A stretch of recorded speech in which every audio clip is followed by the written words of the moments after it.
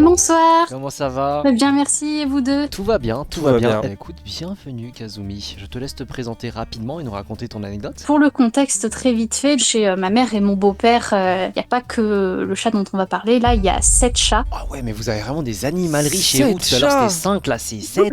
Ça doit coûter tellement une blinde en termes de nourriture et de frais de veto aussi. Le chat du jour s'appelle Harley. Il faut savoir, elle s'entend pas du tout avec les autres chats. Il y a toujours eu des disputes et des bagarres depuis le début, très fréquemment. Et du coup, elle allait dans ma chambre pour se réfugier. Donc, on s'est attachés très fort l'une à l'autre. Et donc, ce jour-là, du coup, le fameux jour, j'étais dans ma chambre en appel avec une amie. C'était en juillet 2023. Juste devant la porte de ma chambre, j'entends des bruits de bagarre. Donc, je me doute, c'est Harley avec les autres. Je vais pour ouvrir la porte. Et c'est ce qui se passe. Je la vois face à 2 autres des chats de la maison. Et je la vois ramassée sur elle-même, à grogner comme si elle défendait un truc. Là, dans ma tête, je me dis, oh non, pitié, pas un piaf. Parce que forcément, on les connaît, les chats, tout le temps ramener des oiseaux, des trucs. Surtout que voilà, on a un grand jardin, on a en plus des mangeoires à oiseaux, donc ça arrive que des fois, les chats, ils chopent un oiseau. Mon premier réflexe, c'est de chasser les autres chats. Je me rapproche de Harley pour voir ce qu'elle tient. Et je comprends directement que c'est pas un oiseau. C'est une souris, un rat? C'est pas une souris, c'est pas un rat, c'est même pas un lézard, c'est rien de tout ça. C'est un serpent? Oui, elle tient un serpent. Ah ouais! Et c'était un gros serpent? Assez long, pas gros, c'était assez fin, mais genre long, à peu près une quarantaine, voire une cinquantaine de centimètres. D'accord, ouais, quand même, hein. T'as une phobie ou pas? C'est la première fois du tout, j'adore les serpents. Bon, ça va alors. Mais c'est juste, je savais pas comment réagir sur le coup, donc avec ma pote en appel toujours, sur le moment, du coup je rigole un peu bêtement. Et du coup, il faisait du bruit le serpent, genre.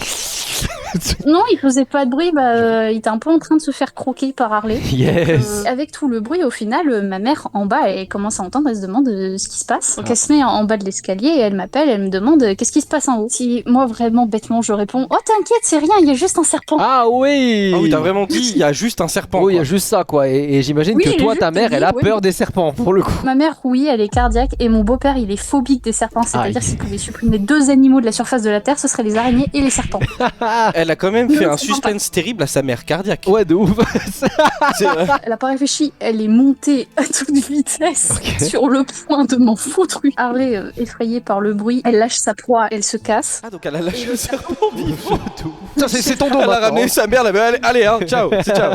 Et le serpent, lui, il s'est caché. À ce moment-là, je ne sais pas où est-ce qu'il se cache exactement parce que dans la cage d'escalier qui est juste devant la porte de ma chambre, il y a une bibliothèque avec plein d'étagères et des livres. C'est juste à la limite de ma porte. J'ai du mal à voir si le serpent s'est glissé à l'intérieur de ma chambre ou alors derrière les étagères. Donc quand ma mère est arrivée en haut de l'escalier avec l'intention ferme d'avoir des explications de ma part, je me retrouve très penaude à lui dire bon le serpent il est parti, je sais pas où il est. C'est nickel pour elle. Elle m'engueule copieusement parce que voilà, on est plusieurs dans la maison, donc il y avait ma sœur autiste, donc voilà ses réactions, c'est pas ça, voilà, si elle croise un bourdon, elle pète un plomb, donc là un serpent, valait mieux pas qu'elle le voit. Mon beau-père qui est phobique, ma mère qui est cardiaque, et ma sœur on sait pas si c'est un serpent venimeux ou pas. Bah après t'es dans quelle région de la France? En Gironde, donc après j'étais à peu près confiante parce que de ce que j'avais vu, il y a pas grand chose dans la région, ouais, c'est ça. Je savais même pas qu'il y avait des serpents en Gironde. Il y a des serpents un peu partout, même à Orléans, je sais que. Moi j'ai déjà vu des vipères, c'est ça je crois. Oui. Tu devais habiter en tout cas à la campagne. Oui, c'est ça. Elle me donne comme mission de retrouver le serpent et de le foutre dehors. Elle redescend et elle explique la situation à mon beau-père. Beau-père qui panique instantanément dès qu'il a entendu le mot serpent dans la conversation. Il est parti dans l'abri de jardin chercher une hachette et déambuler dans la maison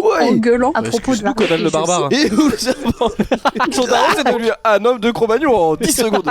Ce qui m'a marqué, c'est genre il a déambulé en gueulant à propos de Harley. Je cite, si je la retrouve cette connasse, je la bute. Après je peux comprendre quand t'es phobique, tu dis des trucs en mode t'as besoin de te soulager quoi. Il devait hurler, je pense à ce moment-là, tu t'imagines? Finalement, je commence à entendre du bruit sous un des lits parce que dans ma chambre j'ai 2 lits et le lit sous lequel j'entends du bruit, il est quand même à l'opposé de la pièce, donc à l'opposé de la porte. Donc je me dis que quand même, il est là, il a fait du chemin. Je me baisse et enfin je l'aperçois. Il était beaucoup plus long que ce que j'avais vu et je vais pour l'attraper. J'ai dû m'y reprendre à plusieurs fois parce que ce con il m'échappait à chaque fois, donc c'était dur de l'attraper. T'y as les mains nues genre? Ouais. Très grosse couille. T'as quand même une belle paire de couilles hein. Parce que franchement, sans savoir si c'est venimeux ou pas. C'est ça, vraiment, juste elle attrape le serpent à main nue. Conan la barbare, vraiment. Et du coup, t'as réussi à le choper au bout d'un moment? Oui, j'ai réussi à le choper. Du coup, j'y vais prudemment. Je regarde bien la tête, si c'est une vipère ou une couleuvre, et j'arrive à identifier assez rapidement que ça va, y a rien à craindre. C'est pas une vipère. Bah, tu vois, moi j'aurais pas réussi. Parce que c'est c'est la vipère qui est venimeuse. La couleuvre, c'est sympa. Parce que moi la couleuvre, ma seule rêve, c'est Dofus. Donc, je vais pas mentir. Oui. C'est pas une excellente ref pour la faune sauvage, mais du coup, la plupart des couleuvres sont inoffensives. Il y en a quelques-unes qui ont un venin, mais pas suffisamment pour buter un homme. Et pour ces couleuvres-là, les crochets à venin sont courts et courbés vers l'arrière. Ils sont à l'arrière de la mâchoire, donc il n'y a pas vraiment de risque avec ces couleuvres-là. Il y en a très très peu. T'as chopé par la nuque ou est-ce que t'as tiré par la quue pour le choper? Toi, t'as cru qu'elle était dans un épisode de chasse et pêche. Je sais pas, moi. Elle est là, elle a rembobiné le serpent, elle l'a chopé par le cou en mode c'est une belle espèce, c'est simple, je vais le manger. Je sais pas, je pense qu'elle l'a attrapé comme elle a pu. Donc j'ai pu le tirer entièrement, mais j'ai pris quelques minutes quand même pour l'observer, pour voir ses blessures et tout, et surtout pour prendre des photos. Comment ça, quelques minutes? Les meilleurs selfies, moi et mon serpent. Et là, tu sais, moi et ma vipère. Et après, le truc, il se rebarre en courant et genre sa mère est encore en panique. Il lui met un petit pansement, il lui met les filtres kawaii sur Snapchat et tout, comme as. Comme j'adore les serpents et c'est pas souvent que je peux en voir d'aussi près, donc vraiment, elle va aller regarder son père. On peut le garder. J'ai le serpent et je suis déchirée dans un dilemme, donc soit le relâcher par la fenêtre de ma chambre, sachant que je suis au premier étage et que ma fenêtre elle donne sur la rue, elle donne pas sur le jardin, soit redescendre dans le jardin pour aller le redéposer délicatement, sachant que je risque par cette occasion de croiser mon beau-père. Oui. Du coup j'ai dû me résoudre. Il a fait un vol plané. Et du coup je l'ai jeté à travers le quartier. C'est ça qui s'est passé? Non, j'ai dû me résoudre quand même douloureusement. Pris par la queue. J'ai essayé de me pencher au maximum pour pas lui faire pour mal. Pas trop le brutaliser, même s'il est quand même retombé à 1m30, ça va, 1m50 de hauteur à peu près. Donc, ça va. Puis c'est mou, ça encaisse. Voilà, oui, ça encaisse un serpent quand même, genre j'espère. Voilà, donc j'ai pu le faire redescendre par la fenêtre et ainsi éviter de croiser la route de mon beau-père avec sa hachette. Mais attends, du coup, je crois que sur Google, il y a des photos de Harley, non? Ouais. Ok. Et il y a des photos du serpent. Oh ouais, let's go. Attends, déjà le chat. Oh, c'est un bout de chou. Le chat est très très mimi. Oui. C'est un petit bout de chou. Oui, elle est trop chou. Oh, bah ça va, on est à l'aise. Hein. Ah ouais. Et là, c'est le serpent. Oui. D'accord. Je pense qu'il y en a plein dans le chat, vous auriez fait une baisse de tension. Oui, il y a plein de poils. Bah, il sort d'où là? Il est au barbeur ou quoi? Qu'est-ce qu'il fait? Il s'est fait marrer par le chat, c'est tout. Il a tous les poils dessus. Non, mais le serpent qui demande, vous avez pas un rouleau avant de me remettre dehors, s'il vous plaît? Attrapez pas un serpent que vous connaissez pas à main nue. Moi, je l'ai fait dans l'urgence de la situation, mais parce que j'ai réussi à identifier rapidement que c'était pas un serpent venimeux. Et en plus, en Gironde, ça va, on n'a pas de serpent dangereux. Dans la France, qu'on peut craindre le plus, c'est la vipère aspic. Bah ça va, toi Mais t'as la chance d'avoir cette connaissance-là. Moi, j'aurais juste vu un serpent, j'aurais fait OK. Ah ouais. Voilà, mais- Elle est où ma basket? Ça. Incroyable, bah merci beaucoup Kasumi pour ton anecdote. Bah, y a pas de souci, merci beaucoup et de rien. Est-ce que Merci. t'aurais un petit dernier mot pour des amis? Pas particulièrement. Tu sais que j'avais le doigt sur déconnecter si elle disait chocolatine. Ah yes. Pas te mentir, j'avais le doigt qui était prêt. Hein. Chocolatine. Tu bouges, tu dégages, tu dégages. On a accueilli Henley Tyler. Henley, oui. Donc je suis Henley, j'ai 31 ans, j'habite en Belgique. Pour mon anecdote, ça se passe en 2009. Je suis ado, j'ai quoi, 15-16 ans. Et il faut savoir que je vais souvent chez ma tante. Quand elle part en vacances ou en déplacement, mais je garde sa maison et sa ménagerie. Et quand je parle de ménagerie, c'est 3 chiens, des chats, des hamsters, des perruques. C'est un zoo. Ah ouais, j'avoue, elle est Oui, en full zoo. oui. là. Généralement, même si j'ai 15-16 ans, la nuit, je la passe là-bas. Cette année-là, en vacances, ma tante part 15 jours en Italie. Enfin voilà, je suis habituée, je sais où sont toutes les affaires qui sont nécessaires. Par contre, cette année, c'est inédit parce que je suis en charge d'un chiot. Oh, trop Et mignon. c'est la première fois que j'ai un chiot. Ok, c'était un quoi? Alors, c'était une petite Jack Russell. On va l'appeler Pépette. Au niveau du sevrage, on était très limite dans la date. Donc elle Donc était on encore doit, très dépendante quoi. On doit pallier à un manque d'apprentissage qui est quand même assez fort et contrer parfois des comportements qui sont assez étranges, qui découlent de son problème qu'elle n'était pas tout à fait sevrée. Quoi comme type de comportement quand un chien n'est pas sevré? Ah mais justement, donc il y a l'hyper-attachement, c'est-à-dire que par exemple j'étais seule à la maison, je pouvais pas aller aux toilettes sans qu'elle ne hurle à la mort. Heureusement pour nous, on avait plusieurs chiens, donc par exemple elle supportait pas d'être toute seule dans un panier. Il fallait souvent qu'elle se soit avec un autre chien ou à la rigueur un vieux chat de la famille. Une de ces lubies que j'ai jamais compris, c'était de courir après tous ceux qui volent. Les mouches, les papillons, les oiseaux, les avions. Les avions. Je vais le bouffer, Il saute vachement haut le chien. Comme c'est l'été, il fait quand même vraiment bon. Je laisse la baie vitrée qui donne accès au jardin ouverte en permanence. Comme ça, elle rentre, elle sort autant qu'elle veut sans m'ennuyer toutes les 5 minutes pour demander de sortir. Ce jour-là, la journée se passe comme d'habitude. Je vaque à mes occupations. Pépette aussi. Soudain, fin d'après-midi, début de soirée peut-être, il fait toujours chaud. Donc je ferme toujours pas la porte parce que généralement je l'appelle le soir. Comme ça, elle se dépêche avant que je ne ferme la porte. Voilà, cette fois, je l'appelle pas, je laisse ouvert. Donc il y a vraiment pas de raison qu'elle rentre. Pourtant, là, elle rentre sans courir, vraiment tranquille, toute calme. Et ça, c'est pas normal. Autre point, c'est qu'elle va se mettre toute seule dans un panier, ce qui est encore moins normal parce que comme j'ai dit, elle est toujours collée à quelqu'un. C'est pas logique qu'elle se mette vraiment toute seule, à part, toute calme. Elle a fait une connerie, elle. Ou alors il s'est passé au départ, ouais, je pensais ça aussi. Je vais vraiment près d'elle pour voir et elle lève la tête et là, flip total. Pépette, elle est gonflée au niveau de ses babines. Oh non, et alors, le reste de la tête. Elle a croqué une guêpe. Elle a croqué un truc qu'il fallait pas. Une guêpe, certainement. Elle est, sur le coup, j'en sais rien. Elle est juste toute plissée. On dirait limite un bulldog maintenant, la chienne, quoi. Ma mère qui est pas encore partie, donc parce que oui, normalement la nuit je suis toute seule. Ma mère reste quand même la journée avec moi, quoi. Et là, heureusement, elle est pas encore partie. Je la préviens. Là, elle fait, mais du coup, une seule solution, il faut le veto. D'habitude, c'est vrai qu'on est au courant où sont les infos, où sont les numéros en cas d'urgence, etc. Mais là, c'est la panique. Et face à la panique, on n'est jamais prêt. On est déjà en début de soirée. Le veto fermé. C'est vrai, ouais, j'entends. Alors pire, on tombe sur la messagerie et là, on apprend que le veto est en vacances. Yes. On doit s'adresser au veto de garde. Ah bah ça, Sauf c'est bien qu'il fait. ne nous donne pas les infos du veto de garde. Yes. Comment ça, t'as pas les infos du veto de garde? Le mec il est pas prévenant du tout, quoi. Je suis pas là, bisous. Le veto il a rien à foutre. Ça, ouais. Moi, je suis en larmes parce qu'en parallèle, donc Pépette là commence à LT très fort. En fait, je vois qu'elle a du mal à respirer. À côté, ma mère qui me hurle dans les oreilles en me demandant ouais, mais cherche les noms de cliniques sur internet, machin et tout. Elle me propose en même temps aussi de chercher les vétos avec des noms qu'elle connaît dans les environs, enfin plein de trucs à la fois en même temps. C'est le bordel. Oh, le chaos total. Je sais même plus comment on arrive à trouver un veto. Je sais même pas si c'est parce qu'il était encore ouvert ou si c'est parce qu'il était vraiment de garde qu'il répond au téléphone. Le gars, avec un calme olympien, il me fait oh oui, d'accord, amenez-nous le chien ici, je vous attends. On arrive sur place, la chienne est toujours donc en grosse détresse respiratoire. Moi, j'ai toujours la morvonnée, hein. Le tableau, il est magnifique. Et le mec, super nonchalant. Oui, vous pouvez la mettre sur la table. Donc, il la prend, il la tâte un peu partout dans le plus grand des calmes. Et là, toujours avec ce même ton. Oh oui, mais c'est un simple choc anaphylactique. Oui, bah, dans une heure, elle y passait, quoi. Ah ouais? Dans une heure, elle mourrait. Moi j'étais en mode il fait exprès de se contenir pour pas les paniquer, mais en fait il en a rien à battre. Genre. Ah non, puisque l'animal est safe maintenant. Non, le fait qu'ils lui disent dans une heure il mourrait avec un calme olympien, c'est oui, très c'est vrai. grave. Le chien n'est pas safe. Là, il a juste tâté le chien en disant voilà, en une heure, elle y passait. Un peu de Parce que compassion. là, sans prévenir, piqûre. Ok. Moi, je sursaute. Franchement, j'ai plus pleuré là. Je moufte plus, je bouge pas, je prie. Pépette avait sans doute, on saura jamais le fin de mot de l'histoire, mais elle avait sans doute avalé soit une abeille ou une guêpe. Et elle a fait une grosse allergie, quoi. Et si moi, j'avais pas capté qu'elle avait eu un comportement qui était pas normal, Elle aurait pu y elle passer. aurait pu effectivement y passer. Oh, la pauvre. Mais du coup, Mais je suis toujours, je crois que je me suis pas remis du veto là. Comment t'arrives? Parce que moi, encore une fois, je comprends qu'au téléphone il soit calme, t'arrives, il est calme, parce qu'au bout d'un moment, s'il se met lui aussi à courir tout nu, il y a tout qui va pas en fait. Tu vois. À un moment, faut pas déconner non plus. Mais le fait qu'ils soient en mode ouais, dans une heure, elle mourrait. après, tu sais, ils Et ont toi, pas. un caramel? Genre, Mais ils ont pas des cours de compassion. Il y en a, c'est des robots. Et franchement, moi, le gars, je le connais pas. Je me dis, peut-être si ça tombe, il en a tellement vu passer que lui, ça l'impressionne plus. Bien sûr, mais encore une fois, là, c'est être humain de comprendre que par lui, peut-être il voit des millions de chiens, mais ça, c'est le vôtre. Et c'est même pas le nôtre, c'est celui de ma tante. Regardez, je vous montre des photos de Ils chiens sont qui ont été piqués. piqués par les abeilles. Lui, j'avais vu sur Twitter, regardez-moi cette grosse tête qu'il a, les pauvres. Sa tête, on dirait une couille. Le Shiba, il a pris cher. Alors, voyons voir un petit peu la tête de la petite Pépette. Oh, elle est là. Et alors, on va souvent la voir avec le bulldog français, qui est un autre chien qu'on a recueilli un peu de temps après. Et genre, ils sont copains. potes. Ben lui, en fait, il s'est fortement attaché à Pépette justement parce que elle était un peu matriarche à ce niveau-là. Et comme lui, il avait très peur des hommes et il se faisait martyriser par les autres mâles de la meute, il s'est fort attaché à Pépette. J'adore cette photo. Je jure, j'adore cette photo. En 2009, c'était la plus jeune, mais maintenant, c'est la doyenne. Mais merci en tout cas, Henry Tyler, pour l'anecdote.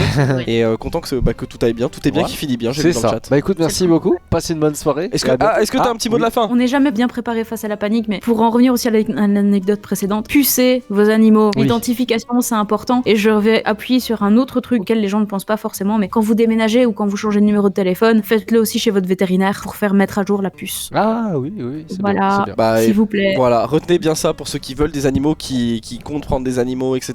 Bah passez une bonne soirée, merci beaucoup. Merci beaucoup. Une bonne soirée à vous deux. Merci. Au revoir. Ciao. Ciao. Bonsoir. Bonsoir, comment ça va? Bon, ça va et vous? Tout va bien, bienvenue Arklands, j'espère que tu vas bien, merci beaucoup de participer à la soirée de ce soir. Je te laisse te présenter rapidement et nous raconter ton anecdote. Moi c'est Arkland, j'ai 26 ans, ça va faire 7 ans que je suis berger durant l'été, et pour m'accompagner j'ai avec moi mon chien qui s'appelle Pilou. Pilou c'est un chien de berger, genre un berger allemand, C'est un border qui est croisé, alors c'est avec une race qui va sûrement rien vous dire, on appelle ça le Yabri ou le Labri. Lui bon il est aux 3/4 border collé, donc il ressemble beaucoup à un border collé, mais il est assez gros, assez massif. Il faut savoir que du coup quand on travaille avec les brebis, il y a deux sortes de chiens, il y a ceux qui plutôt aboient et ceux qui chopent. Alors ceux qui chopent c'est genre ils mordent comme ça. Lui en l'occurrence Pilou, je déteste les chiens qui mordent parce que ça blesse les bêtes et donc moi ça me va pas. Je lui ai appris à choper la laine. Il chope la laine et il tire. Il tire les cheveux, c'est trop marrant de faire ça. Faut savoir, truc bien drôle, quand il est face à une brebis qui est tondue, il est en mode mon seul point faible, il sait pas quoi faire, il se fiche devant. Il faut savoir que dans mon estive, on a un système de garde, on a un secteur du haut et un secteur du bas. Le secteur du haut, en clair, c'est un espèce de grand vallon avec des crêtes, mais c'est plutôt simple à garder parce que tu te mets sur une des crêtes et en fait t'as vue sur l'ensemble du vallon. Donc il y a pas d'endroit très dangereux, mais le secteur du bas par contre c'est d'immenses pentes très très ardues et il est coupé en deux parce qu'il y a une grande cascade d'une dizaine de mètres, donc on y va très rarement. Du coup il y a ce secteur du bas qui est assez escarpé et donc les vautours des fois ils peuvent s'y faire plaisir, genre ils frôlent les brebis, tu sais, parce que les brebis, si vous rencontrez un homme qui vous dit que les brebis ne sont pas stupides, sachez que c'est un des animaux les plus bêtes de la création, vraiment. Ah oui, pourquoi? Ça a pas l'air faire une brebis hein, oui, quand c'est même. vrai. Ah non. Déjà ils ont les yeux à l'horizontale.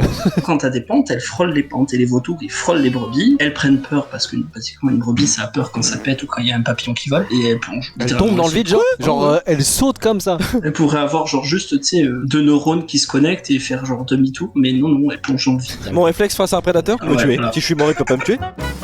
En fait, j'étais entre deux barrières rocheuses. T'avais une barrière rocheuse au-dessus de moi et une en dessous. Et j'avais un lot de brebis. Quand je dis un lot, c'est genre il y a une trentaine de bêtes qui est partie dans la barrière rocheuse au-dessus de moi. Bon, fallait pas qu'elles y restent parce que les connaissances, elles se mettent là et après, si tu les laisses, elles vont rester là. C'est tant qu'elles ont à bouffer de l'eau et tout ça, elles vont pas bouger. Et du coup, j'ai envoyé mon chien. Il se faufile entre les cailloux, il y va hyper doucement, il chope même pas la laine, il les pousse à peine. Il me redescend à 30 brebis. Alors, je fais comme d'habitude, quand il fait un truc bien, je le fais ici. Tu dis, oh, c'est bien mon chien, allez viens, en tapant sur les jambes. Et il commence à partir, mais comme une fusée, parce que lui, tu parles des caresses, il est tout content, donc il part à bloc. Et je le vois se rapprocher, je me dis, quand même un peu vite le bestiau. Et il me fonce dessus, et là, il saute, les deux pattes en avant, et il me fout un taquet dans le torse. What? Et c'est un kangourou? Qu'est-ce que vous voulez des papouilles, tu vois. C'est le chien, il est venu, il t'a poussé, il a fait longue vie. C'est vraiment ça. J'ai dû descendre peut-être entre 4-5 mètres. 4-5 et je me récupère en chopant des cailloux, de l'herbe, quoi, et je m'arrête. Et en fait, j'avais les jambes dans le vide. Il m'avait balancé jusqu'à la barrière rocheuse d'en dessous, et si je m'étais pas récupéré, je tombais de 10 mètres encore et one shot sur les cailloux, quoi. Mais non. Du coup, j'étais en mode, je viens de manquer de mourir. Je me suis tiré tant bien que mal un peu au-dessus. Je suis resté un peu traumatisé pendant une minute comme ça. Et je voyais lui se rapprocher, il se rendait compte qu'il avait fait une connerie. Il commençait à couiner tout ce qu'il pouvait, il s'approchait en rampant en disant qu'est-ce que je viens de faire. Ah ouais, putain, tu l'as échappé belle. Hein. Il m'a fait une deuxième fois le coup, mais après je me suis plus fait avoir. Ça tourne au combat de Kung Fu Panda, quoi. C'est ça.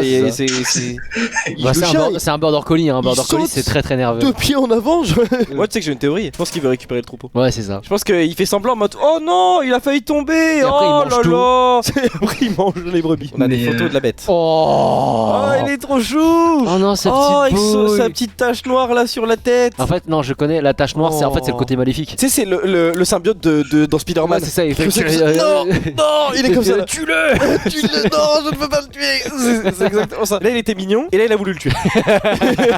Oh non, il est vraiment mignon. Regarde, non, regarde l'œil malicieux. Regarde le side eye, il veut ton mal. Il fait trop le mec mignon. Tu vois, genre, oh, je m'approche doucement. Et là, après, il te regarde comme ça. C'est ta dernière vision avant de mourir, ça. Oh, non, par contre, il est tellement. Oh non, il est vraiment mignon. Mais c'est une belle bête, il fait quand même entre 17 et 20 kilos. Oh, ça se voit. Quand ça prend de la vitesse, il cogne. Merci pour ces anecdotes. Content que tu sois vivant. Que tu sois en vie. Voilà, c'est ça ouais. que je veux dire. Content que tu sois en vie pour raconter ça, vraiment. Parce que ça a dû bien te mettre les idées en place quand t'as les pieds dans le vide à deux doigts de mourir. Là, aujourd'hui, tu continues à faire ça? En fait, l'année prochaine, ça sera ma 8e saison et ça sera aussi la dernière parce que mon père part à la retraite en 2026. D'accord. Et du coup, je vais m'installer sur l'exploitation. Il y a un truc intéressant dans le chat. Est-ce que tu partages ce que tu fais? Parce que franchement, c'est tellement peu ordinaire. Je n'ai pas de TikTok. Par contre, mon cousin qui est lui il est auto-entrepreneur du coup dans la vidéo. Il avait fait un reportage sur la transhumance, sur le fait qu'on les descende et tout ça. Donc, s'il y en a qui veulent aller voir, du coup, c'est YouTube. Tu tapes littéralement la transhumance. Tu peux voir, c'est un petit reportage une petite vidéo. En tout cas, merci